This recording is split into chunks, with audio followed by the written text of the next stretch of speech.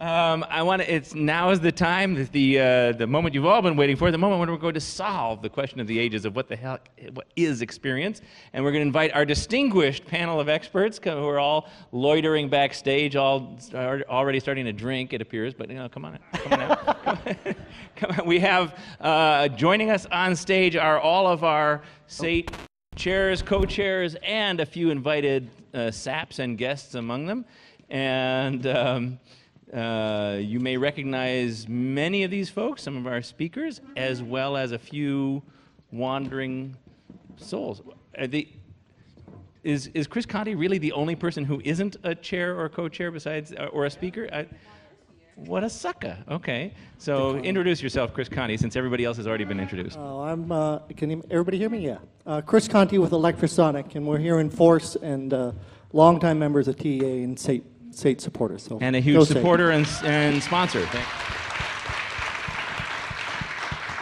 So we're sort of coming to the end, and before I turn it back to Stefan and Aaron for the big wrap-up and sort of teary farewells and things, the game we wanted to play this afternoon is, okay then, what the heck is experience, and how can we define it a little better? And let's see if I can actually get the game to come up.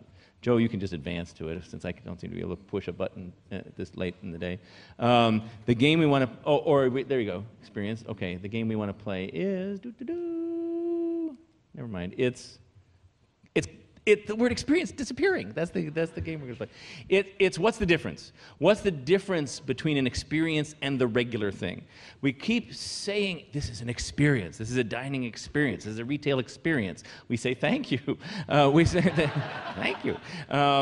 We keep saying it's a such and such experience. But what's the difference between a dining experience and a restaurant? What elevates something to the point where it deserves this lofty word that gets a whole quarter of our conference dedicated to it? I still don't understand. I still don't understand what makes something an experience as opposed to just a plain old thing. So I'm going to ask you guys, and the question I posed to all of you earlier in the day is, if you can, we're going to play the speed version of this game. Give the 10-second your definition of what you think experience is, and/or tell me something that you've been on in the last year that you thought really was an experience, that really changed the way you thought about stuff.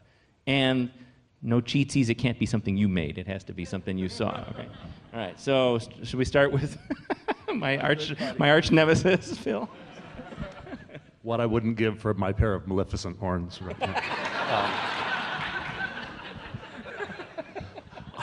I think we have to be very careful not to overthink the word experience. Experience obviously is everything anybody does at any moment. We need to think of it as, what does it mean in our context? And I think that simplifies it greatly. And to me, it's something that takes us out of our everyday, is greater than normal, extraordinary in the true definition of that word, and hopefully, but not always, changes the way we think or feel about that thing. It's as simple as that, really. Okay, but is it, okay, all right, I'll keep passing the baton and I'll ask the questions as we go. So, Chris Conti, keeping that in mind, is an experience different because it's curated, it's less random? Is that what makes something an experience? From my perspective, a great experience is a communal experience. Corey hit it right on the nose. And the best attractions that I've ever been to have been attractions where where it's a communal experience with a larger group of people. Not necessarily like a dark ride, because being on a dark ride to me is like being in an elevator.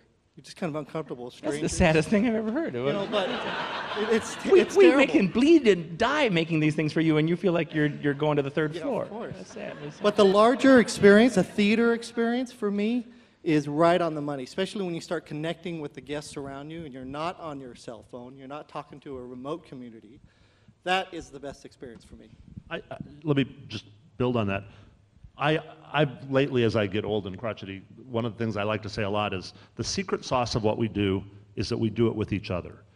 The reason theme parks still exist in this technological age is because it's a place where I'm doing it with other people. And it goes back to the notion that the true protagonist of any story we're doing at a theme park is me and the people I'm with. So I can have an experience with my friend. I can see that they're laughing when they're scared. or that they screamed or were excited. That's the real meat of what we do, whether it's role-playing or just in actual experience. It's what we do with each other and the ability to have a greater connection with each other. That's lovely. Yep, what they said. But I think that we're all here voracious consumers of what we consider our industry. We know our business, museums, libraries, theme parks, whatever, theater. Sometimes, and you said it's something that's extraordinary, something that might be mundane for somebody else might be extraordinary for me. And I feel this huge burden to make sure that the students in my class this semester don't just get my point of view, and that I broaden it as far as possible. So Mr. Francis had mentioned I went to my first ever NCAA #1 in the BCS football game, and I've been to Patriots games and I've been to Steelers games, so I thought I understood. I had no idea. Have you ever been to like a big football game on a college campus? I walked in about 3 miles from parking to the stadium, tailgating the entire way. Not me. I witnessed tailgating the entire way, which was one sort of experience.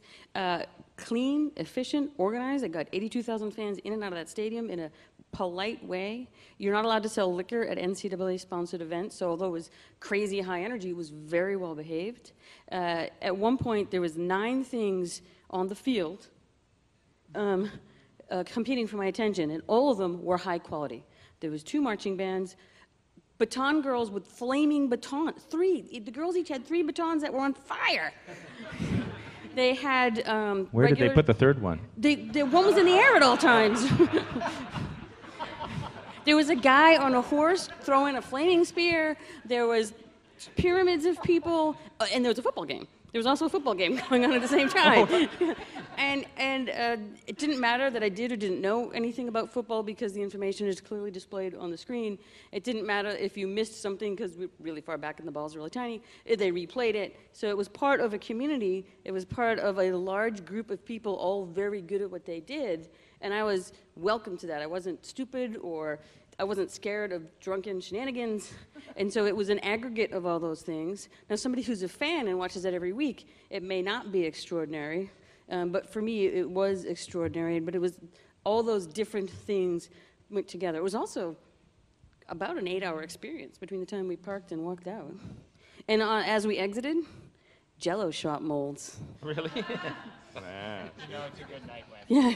So please note that as you guys are listing these things, the ever versatile Michael Libby is fishing up images on the fly to illustrate whatever you can And think fireworks. of. Yeah, that's right. There was fireworks. Try to play too. Stump the Libby. See if you can come up with an experience he can't find. Now, Matt. So I'm going to take it in a slightly different direction. So my poster child, if you want to call it up, that'd be great, for a great experience is James Turrell, the living American artist, and his sky space installations.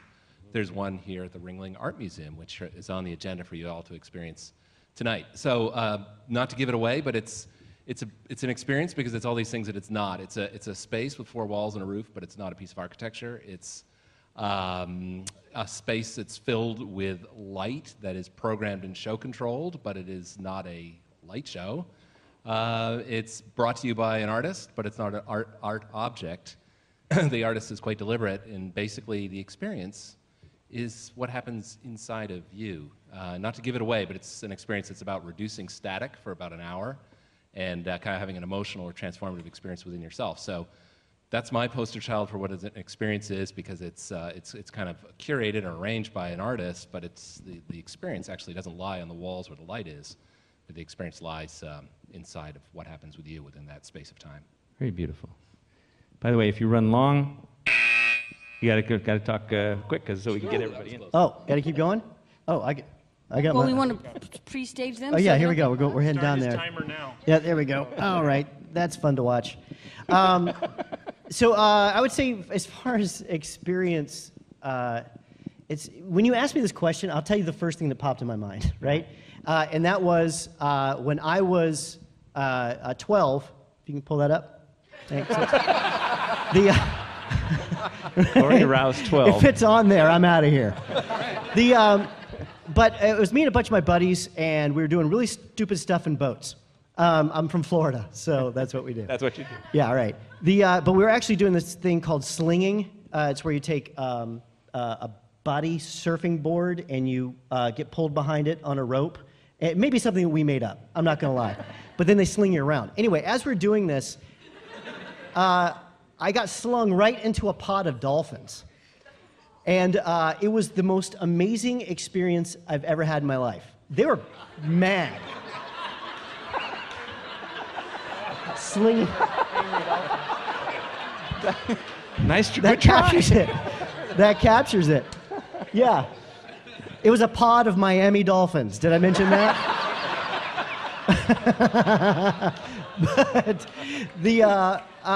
But this moment of like connection with nature. I mean, that was just the first thing they came up with. But I think you guys said it right? It's all about it's about you. All the experiences, how it changes you. Like it's not about really how you change other people. Like we create things in the hopes that we change other people. And if we truly love it, we will, because we're tapping into that core kind of humanity. But oftentimes when you look at, like, say, something like Frontierland, it's the best of that thing. There's a whole other topic about sometimes we take it too far, and it's actually in our mistakes is where humanity lies. But that's the type of experience that I love, are those things that where I get to really know you. And I get to know somebody or something or a place or even like an art installation. You said it exactly right. You didn't say, let me go show you this technology. You gave the artist name because it's all about him and the way he views the world. And isn't that awesome? You know what I mean? So anyway, there's that. That's a transcendent experience. If you pull those off once in your life, you're pretty happy, right? Well, about 2 weeks ago, I was on a team building exercise with 12 of my staff, and we were locked in a room, actually, together for an hour. So 12 staff, one room, locked. Exactly. And that's it. Did you have the key? We did not have the key. We had to find the key, and there was a set of clues that we had to go through to find this key. And, you know, when you first get in, we're all kind of looking at each other like deer in the headlights. What do we do? And it was amazing, the pace of this attraction as it went through. As we started, we were just like, eh? And then as we got to near the end, and we were just that close of opening the door, the frantic pace of the attraction was amazing, and we all pulled together to try to get through the door. We got through the door, only to find that there was another one. So we lost. Wow, that's terrible. And ironically, Mr. Versatile himself on the end, it just recently was involved in producing one of these room escapes called Purge the Breakout. The Purge Breakout, which was a promotion for the movie, and it was one of those places where it was a traveling show. You got locked in a room and had to escape before you died horribly. There you go. And the best part is you actually died. So, we missed that adds part. an incentive. Yeah.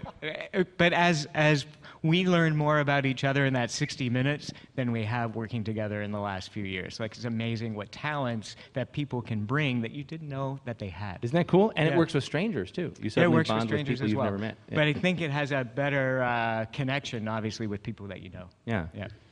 Mr. Cross. It always sucks being closer to the end of these things because all your ideas are stolen by the time you get to me. Anyway. You were gonna do the football game. Excuses. So I'm going to steal something from Aram in advance. Eiffel Tower. I think I agree with a lot of what's said. I'm usually looking for emotional transformation. I think that the things we're trying to get people to feel, they've felt before. You know, I don't imagine I can invent a new emotion, but surprising people, giving them something they weren't expecting, or putting it in a different context is usually what I'm looking for. I got to see the Eiffel Tower for the first time recently, and it is a magical thing. How did you know that? Libby's also a He's mind reader, amazing. apparently. It is particularly amazing at night.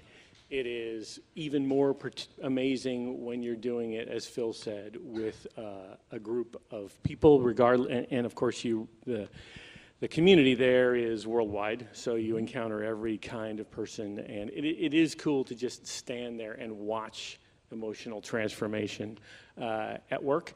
it's magical. But I also want to amplify the other thing that Phil said is I think you can overthink it, and if you've got talent and you know where you're going, and you ought to just do it, and it's probably going to be okay. There you go. I'm done. Nice. Nicely said. And you win for the prettiest picture. I mean, There's only 2 guys left. I'm hoping to win.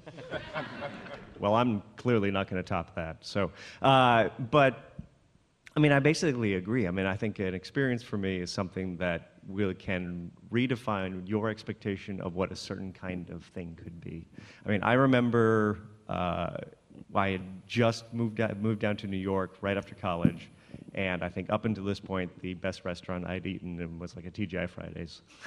And well, that's not technically true. I'm exaggerating for effect. But I hadn't been to, you know, a fine dining restaurant, and some friend of mine called me up and was like, I have reservations at this place called 71 Clinton Fresh Food, and it was Wiley Dufresne's restaurant. And I had, you know, so the gulf between what I had eaten and what I was about to eat was like this massive, like, chasm. And I had this, like, I don't like fish. I never really have liked fish. I got served by this, you know, very polite waiter who appeared like a ghost and placed this thing down on the plate.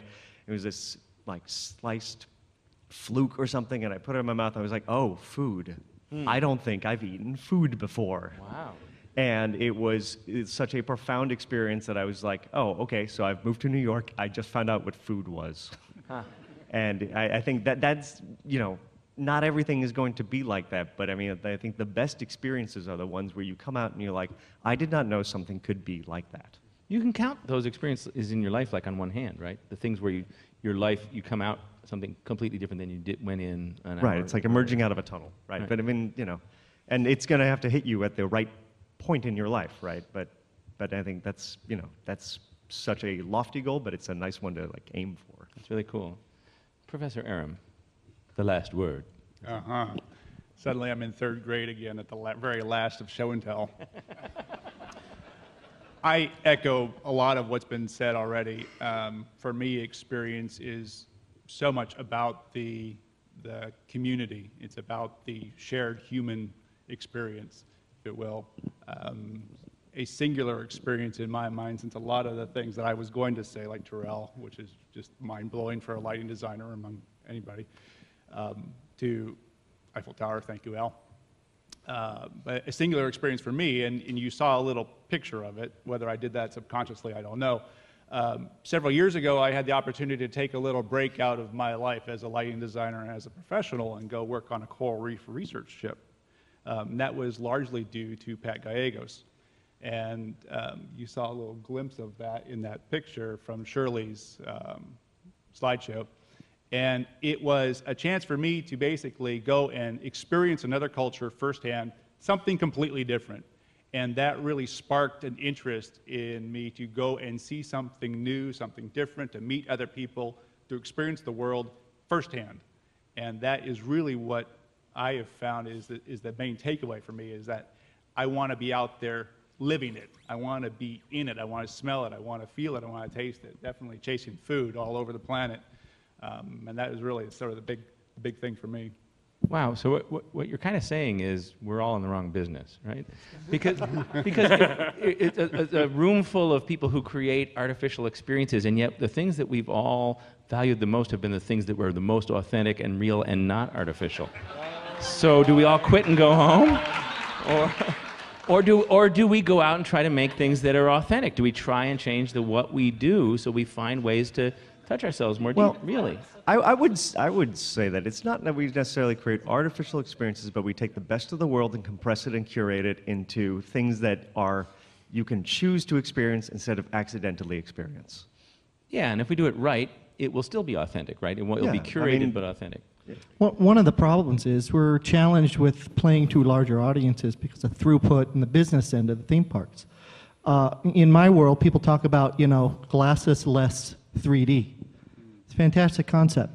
But right now, the current technology is great for about 3 people. Until we can adopt a technology that is good for 350 people, it won't work for a theme park application. So it's the larger audience throughput that we're challenged for. You know, I came from a world that really tried to diminish themed entertainment design. And, you know, architects think that, you know, mainstream architects think I sleep with the devil. But I have never understood why standing on Miracle Mile in Chicago is any more real than standing on Main Street USA. I just don't get it. I don't think I'm stupid. It's possible, but I'm not asking you. Okay. Yeah. Show of hands, everybody. Who thinks Al is stupid? I also reject the idea that we are creating experience that's not authentic. I mean, the places may be, you know, copies or the essence of or whatever, but again, if you go back to what's really happening is what's happening to me. Right. If I'm happy, that's an authentic experience. If the person that's role-playing in Frontierland meets a new friend, that's a real experience. Nobody believes they're the sheriff of Frontierland, for real. We're in the business of suspension of disbelief, and to do our jobs well, when we do it well, is to open the portal for us to be open, for our guests to be open to that, and then have an experience that will stay with them forever. Now you do that. I think we go out on that one, right? I think Phil nailed it. Are they going to kick us out? We are over our time. Do Jenny and Tammy come and haul us out?